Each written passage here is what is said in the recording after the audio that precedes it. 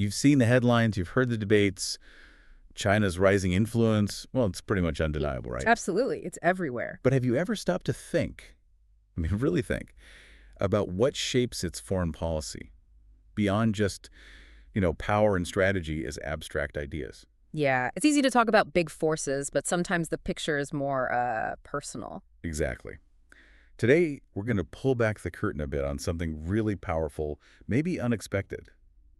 The huge role played by China's actual leaders, these transformational figures. That's right. This deep dive is grounded in a really interesting book. It's called The Dragon Wars Back: Transformational Leaders and Dynamics of Chinese Foreign Policy by Suisheng Zhao. Okay. And the core argument really is that while those big structural things like power shifts definitely matter, Sure they do. it's the individual visions, the actions of China's top leaders that have really been the main drivers of how China interacts with the world. So our mission today is to unpack how three specific leaders, Mao Zedong, Deng Xiaoping, and Xi Jinping, well, they didn't just work within their systems. They actually fundamentally reshaped them to project China globally. We'll look at their different approaches, how they use things like historical memory, institutional power. And what it all means for China's place today. Think of this as your shortcut to getting up to speed. Okay, let's get into it. So the first thing to grasp, the real core idea here, is that China's system is just fundamentally different from, say, a democracy. Right. No elections, public opinion constraints are different. Exactly. The book points out that China's one-party system gives its leaders this almost untrammeled monopoly of power over foreign policy. They really do hold the ultimate say. So these leaders we're talking about, Mao, Deng, Xi, they're not just typical presidents or prime ministers. The book calls them transformational. What does that actually mean in this Chinese context? Well, it means they're leaders who bring these big new visions. They appeal to higher ideals. But crucially, and this is the key difference in China, they also relied heavily on, well, the hard power of arbitrary authority to make sure people complied. Okay. So it's vision plus muscle. Pretty much. They combine that personal charisma, that vision thing, with the full authority of their office. And they get really strategic about using ideational forces, shaping the bureaucracy, exploiting the global power balance, responding to international norms. They become real game changers. It's that mix of, vision and an iron fist. Okay, that framework makes sense. With that in mind, let's turn to the first one. Mao Zedong, the architect of what the book calls revolutionary diplomacy, leading China from 1949 right up to 76. Right. And Mao, despite talking about leading a world revolution, Which sounds pretty ideological. it does, but he was actually quite pragmatic when it came down to China's actual security. He didn't shy away from confronting powers he saw as hostile, famously called nuclear weapons paper tigers. Just dismissing the threat. Well, maybe not dismissing, but projecting confidence, signaling resolve. Yeah. And that pragmatism got tested right away, didn't it? Yeah, the early years. The PRC was founded and boom, isolation. Total isolation, pretty much. And then comes the Korean War, 1950 to 53. China jumps in, and suddenly it's in direct conflict with the U.S. Which pushed them closer to the Soviets, right? Dependence increased. Definitely. And here's where it gets really interesting, according to the source. Stalin had initially agreed to give military support, air cover specifically, for the Chinese troops. Okay. But then he apparently got cold feet, worried about a direct U.S. conflict, and backed out. So what did Mao do? He went ahead anyway, just relied on this idea of self-reliance even without that crucial Soviet air support. Wow. And the outcome of the war. Well, the book says it secured China's northeast border, which was critical. But crucially, it put the whole Taiwan takeover on hold. Because the U.S. stepped up its commitment to Taiwan. Exactly. That U.S. commitment really solidified then. And after that, Mao came up with this noose policy regarding Taiwan. A noose policy? What's that? Think of it like trying to keep Taiwan politically and economically tied to the mainland, sort of tightening the connection over time, making a military option seem less necessary, at least for a while, but keeping it firmly in Beijing's sights. Interesting. So that whole Korean War experience dealing with Stalin, that must have shaped how Mao viewed alliances later on. Oh, absolutely. It fed into this growing discomfort he had being the, quote, junior brother to the Soviets. Things really went downhill from there. How so? Well, the Soviets pulled the plug on their nuclear weapons development help in '59.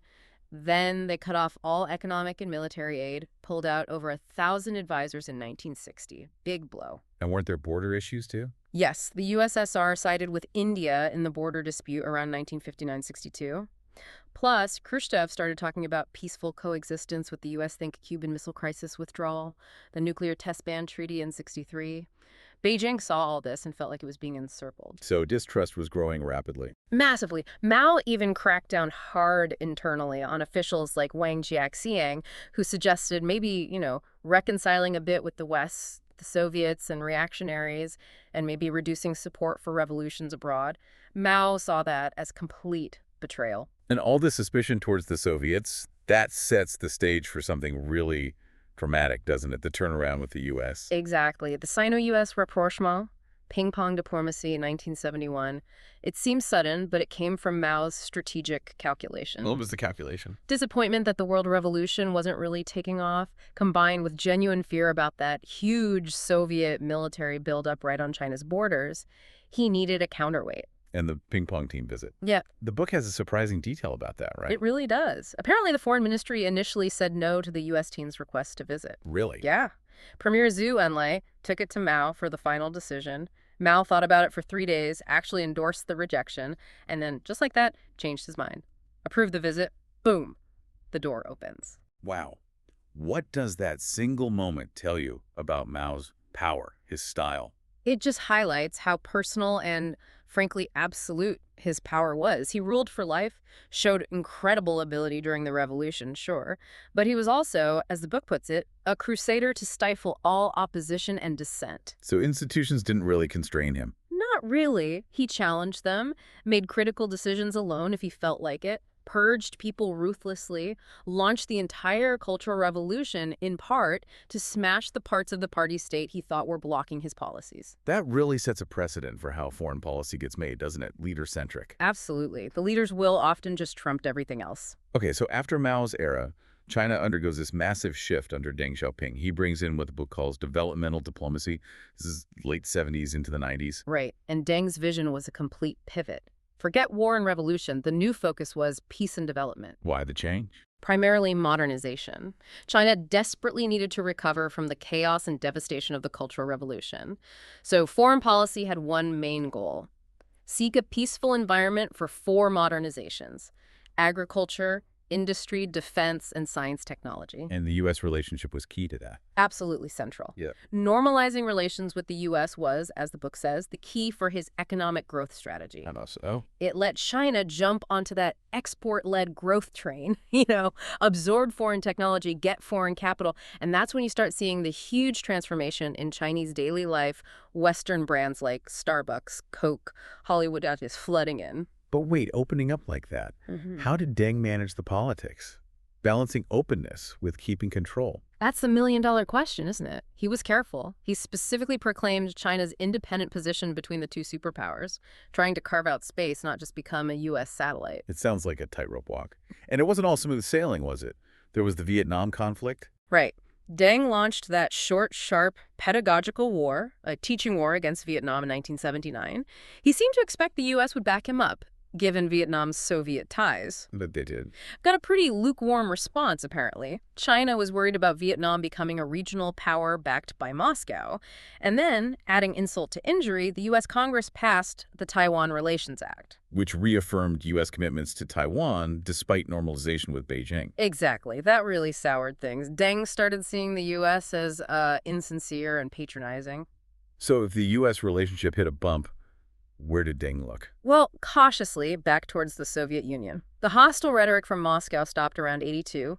Brezhnev even acknowledged China had a socialist system. How did Deng respond? Very carefully. They used something called funeral diplomacy. Funeral diplomacy. Yeah, sending high-level officials to the funerals of Soviet leaders. Brezhnev, Andropov, Chernenko. It was a subtle way to signal things were thawing without making big commitments. And it worked. Slowly. Gorbachev eventually made concessions, pulling troops out of Afghanistan, Mongolia. That paved the way for a big Sino-Soviet summit in 1989. But bad timing. Terrible timing. It was completely overshadowed by the Tiananmen Square crackdown. Right, and Tiananmen brought massive international condemnation, Western sanctions. How did China navigate that?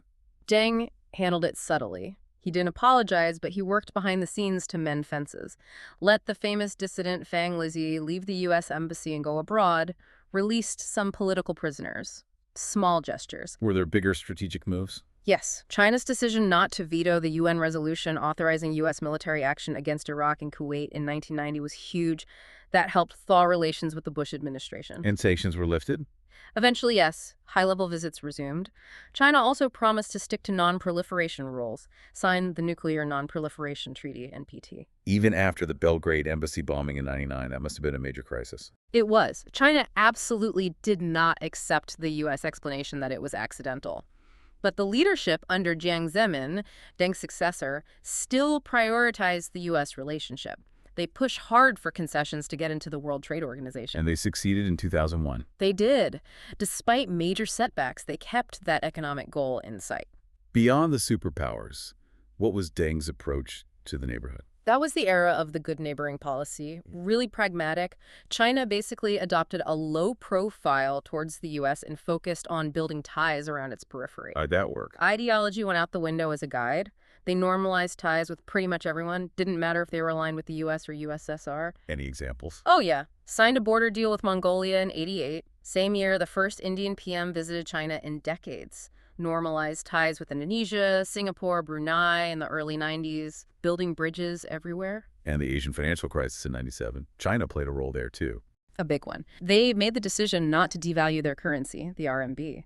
It was seen as a highly symbolic move, making China a source of stability for the whole region when others were crashing. That must have earned them some goodwill. Definitely. They also managed to build balanced relationships with both North and South Korea and really ease tensions across the Taiwan Strait with things like the 3 links, direct travel, trade, post, and 4 exchanges in culture, academia, tech, sports. So China was rising, becoming this regional engine, partly because the U.S. wasn't paying as much attention. That's what the source suggests, yeah. U.S. relative inattention created an opening, and China stepped into it, seen more as an opportunity than a threat back then. What about internally? Did Deng change how foreign policy was made? He did. He decentralized decision-making quite a bit compared to Mao. More bureaucratic input, more bargaining, which also meant, things got more complicated. And nationalism, was that a factor? Increasingly so. The state started pushing these patriotism education campaigns in the '90s, partly to ensure loyalty after Tiananmen, build support. And that had real effects. Yeah, you saw things like those popular China Can Say No books, the rise of these nationalist angry youths, who actually damaged the U.S. embassy after the Belgrade bombing. Leaders then had to figure out how to control the expression of popular nationalism. It was becoming a force. Okay, so that takes us from Mao's revolution through Deng's development focus. Now let's fast forward to the present leader, Xi Jinping.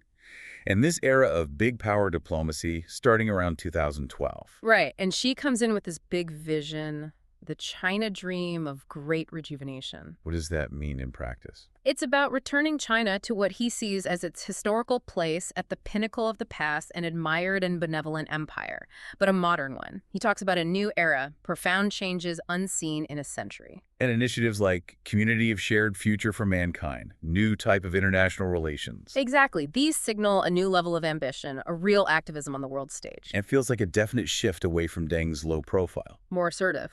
Oh, absolutely. The book says she steered policy gingerly beyond low-profile position. He's much more willing to assert China's interests, even at the expense of appearing the villain. And the diplomats followed suit, the warriors. They sure did. That phrase, wolf warrior, really captures the change in tone. It's a stark contrast to Deng's hide your strength, bide your time philosophy. This assertiveness, it extends to the military too, doesn't it? Very much so. She explicitly talks about a dream of a strong military. Defense spending has shot up, and the focus is on being ready for real combats. That sounds different from his predecessors. It is. There's an anecdote in the source. A book called The China Dream by a PLA colonel, Lu Mingfu, was apparently pulled under Hu Jintao because it was seen as too alarming to neighbors. The day after she gave a major speech promoting military strength, that book was reportedly back on prominent display, a clear signal. Where does this confidence come from? She genuinely seems to believe that time and momentum are on China's side. He sees China in its best development period ever, while the world, especially the West and the US, is undergoing profound change and decline due to internal problems. And that belief fuels the wolf warrior style. Directly. You had the Chinese ambassador to France, Liu She, basically saying China could no longer hide its abilities, shifting from lamb diplomacy, or the ambassador in Sweden, Gi Kong-yu, getting summoned like 40 times for controversial comments. Wow, 40 times. Yeah. And during COVID-19, it really ramped up. Officials like Zhao Lijian pushing conspiracy theories about the U.S. military starting it in Wuhan. Foreign Minister Wang Yi calling criticism a political virus. So if this wolf warrior stuff is meant to project strength, does it risk backfiring? Maybe isolating China? What does that tell us about their priorities right now? That's the critical question, isn't it? It suggests projecting strength and defending the narrative is maybe more important than winning friends sometimes. And this assertiveness was definitely linked to their COVID-19 diplomacy. Right, the mask and vaccine diplomacy. Exactly. Beijing went on this big diplomatic offensive, leveraging its control over the medical supply chain early on. State media was full of images of deliveries, quotes of gratitude from other countries. But it wasn't all altruism. Not entirely. The source points out that while it was framed as providing global public goods, a lot of those supplies and vaccines actually weren't free. And China's apparent insistence on public gratitude and praise from countries receiving aid sometimes undercut much of the goodwill. Plus, there were issues some countries, like Finland, rejected supplies they found substandard. And was it used as leverage, too? Seems so. The book mentions Ukraine apparently pulled its name off the list of countries criticizing China's actions in Xinjiang after Beijing warned them about future vaccine shipments. So, beyond the pandemic, how else is Xi challenging the existing order, particularly U.S. influence? Well, he's actively trying to build what some call an anti-hegemonic coalition, particularly strengthening ties with Russia and Iran. The goal seems to be reducing reliance on the U.S.-led system and positioning China as an indispensable power. And the trade war with the Trump administration, how did Beijing react? Their public stance was defiant, not afraid, and would fight back if necessary. But Xi also used it very effectively domestically. How? Mobilizing nationalism, portraying the trade war as an American conspiracy to hold China down, even invoking Mao's legacy of confronting the U.S. It rallied support at home. Did China retaliate directly? Oh, yes. They started using sanctions much more proactively, expelling U.S. journalists, sanctioning U.S. officials known for being critical, like Rubio and Cruz, targeting companies involved in arms sales to Taiwan, Lockheed Martin, Boeing Defense, Raytheon. And allies got caught in the crossfire, too. They did. Australia is a key example. After Canberra called for an independent investigation into COVID-19's origins, Beijing slapped tariffs on Australian wine, beef, barley, other goods, a clear warning shot. She also pushed this idea of Asia for Asians, right? Yes. At the CICA summit back in 2014, he launched this new Asian security concept, basically saying Asian issues should be handled by Asians, implying, without U.S. interference. And then there's the huge Belt and Road Initiative, BRI. Massive. This sprawling network of infrastructure projects, ports, railways, pipelines across Asia, Europe, Africa, the Indian Ocean, the Pacific. Framed as global public goods again. That's the official language. But the source describes it more as an expression of Beijing's newly found pride, designed to advance China's own geo-economic and geopolitical interests. And it often creates significant debt and dependence clientelism in recipient countries. And the tech side, the digital Silk Road. That's a key part of it. Advancing China's goal of becoming a global tech superpower, setting standards, exporting surveillance tech sometimes. This expansionist vision seems to include the seas, too. Very much so. Xi is explicit about building China into a strong maritime big power. It's a shift from just defending the coastlines, near seas defense, to projecting power further out, far seas protection. And Taiwan fits into this. Centrally, the book calls Taiwan the lead planning scenario for China's naval development. And you sense growing impatience with the idea of peaceful unification. How so? Well, there was that moment when Premier Li Keqiang, in an official report, omitted the word peaceful before reunification.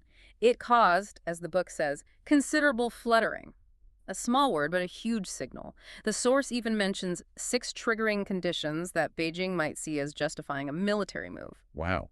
What about other territorial disputes? South China Sea, Japan. Highly assertive there, too. With Japan over the Diaoyu-Senkaku Islands, they declared an Air Defense Identification Zone, ADIZ, back in 2013 over the disputed area, demanding flights identify themselves to China. That was South China Sea. There was that international ruling. The 2016 arbitration ruling from The Hague, which largely favored the Philippines against China's claims. China flatly rejected it, called it illegal, refused to participate, wouldn't recognize it, wouldn't implement it, the four nons. They basically prevented anyone from using the ruling to force compliance. So putting all this together, is China trying to overthrow the world order or just change it? The book argues China is a revisionist power, not a revolutionary one. It's not trying to tear down the whole system, but it is demanding major reforms to reflect what it sees as the 21st century reality, its own increased power. And creating its own institutions. Exactly. Launching things like the New Development Bank with the other BRICS countries, or the Asian Infrastructure Investment Bank, AIIB. These offer alternatives to the World Bank, or IMF, giving China more influence. And using existing institutions, too. Yes, Yeah. getting Chinese officials into leadership roles in UN agencies like the International Civil Aviation Organization, ICAO, or the World Health Organization, WHO, and then using those positions to advance China's interests sometimes, like blocking Taiwan's participation. So how has Xi managed to consolidate so much power to drive all these changes? It seems quite dramatic. It has been dramatic. The book says he dramatically consolidated power, largely with the consent of the party elite, who perhaps felt the need for stronger leadership after the Hu Jintao era. He introduced this idea of holistic national security in 2013, which really emphasizes regime security protecting the party itself above all else. And strengthen the foreign policy machinery. Yes, he upgraded the Central Foreign Affairs Commission in 2018, and he chairs it personally, centralizing control. And the patriotic education we talked about earlier. He's intensified that hugely. It's woven into school curricula, museums, everywhere. The core message is that China's success, its rejuvenation, is all thanks to Xi and the Communist Party. And this connects to popular culture. Absolutely. It fuels those massively successful blockbuster films like Wolf Warrior 2 or Operation Red Sea, which are incredibly nationalistic and portray China projecting power abroad. That's a powerful narrative push. What about online? Huge effort there. The state runs this vast internet army, the so-called 50 Cent Party, to flood social media with pro-government comments. Plus, sophisticated AI-powered censorship blocks anything deemed unhealthy content and promotes the official line. And the effect of all this? It's fostered this hyper-nationalism, especially among younger generations, the little pinks they're called. They're internet-savvy, fiercely patriotic, and quick to defend China online, sometimes aggressively. Remember that 2017 survey? A majority of city residents supported using force over Diaoyu-Senkaku Islands, even if it meant war with the U.S. It's a feedback loop. Okay, so she has immense power, a clear vision, and mobilized nationalism. But what are the potential downsides? The vulnerabilities? Well, internally, the biggest one is probably succession. By removing term limits, becoming potentially president for life, Xi has created uncertainty. What happens if something happens to him could lead to political turmoil. And the economy? China faces the classic middle-income trap. Can it transition from being the world's factory to a truly innovative, high-income economy? That's a huge challenge. And related is the fragile rising power dilemma. Can it liberalize enough economically and maybe politically to sustain growth without undermining the party's control? What about external challenges? Well, that export-led growth model. The book argues it's hit the limits. China needs continued access to global markets, resources, technology, but its own authoritarian turn and aggressive diplomacy have caused a reaction. The hedging. Exactly. Western countries and others are hedging against China across the board, diversifying supply chains away from China, strengthening alliances like the Quad, a UCRES. Pushing back. And the COVID diplomacy we discussed.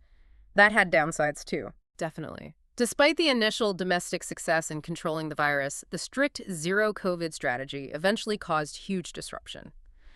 And the mask vaccine diplomacy, as we said, was criticized for lacking that genuine spirit of global cooperation, the hoarding, demanding praise, the substandard supplies. It wasn't perceived as a true global public good. It's clear these leaders, Mao, Deng, Xi, they didn't just invent policies out of thin air. How does China's long history, its past, play into all this? You mentioned historical memory earlier. It's absolutely crucial. Chinese leaders constantly draw on both the pain of the past, the national trauma of the Opium Wars, the Japanese invasion, the whole century of humiliation, and also the memory of imperial glory, the old Tianxia system where China saw itself as the center of the world, the son of heaven. And they use this history actively. Oh, definitely. It's not just background noise, it's a tool. Mao used the trauma narrative to legitimize the communist revolution, overthrowing the forces that humiliated China. Deng used the lesson the backward will be beaten to justify the urgent need for modernization. She has really revamped the past, as the book puts it, to underpin China's claim to global power status now. Remember him giving President Trump that history lesson in the Forbidden City? That was pure political theater, connecting modern ambitions to ancient glory. It makes you wonder, right? How much do they truly believe this narrative versus how much is it a calculated instrument to mobilize people? And this historical experience, especially the humiliation part, feeds into this intense focus on sovereignty. Absolutely. There's a deep-rooted obsession with sovereignty and territorial integrity. The party is incredibly sensitive to anything that looks like foreign interference, partly driven by a real fear of instability, even a Soviet-style collapse if they appear weak. So that helps explain the shift we talked about, from Deng's cautious style to Xi's assertiveness. Exactly. It connects directly to that shift from Tai Chi diplomacy to wolf warrior diplomacy. Deng played Tai Chi soft movements, hiding strength, buying time while China developed. Xi feels China's time has arrived, so now it's time to flex muscle. It's a fundamental change in posture, rooted in that historical narrative and perceived shift in power. And nationalism has changed alongside this. It feels more intense now. It really has. Under Jiang Zemin and Hu Jintao, nationalism was more state-managed, controlled. Well, Under Xi, it's become more combative, more bottom-up, even if still guided.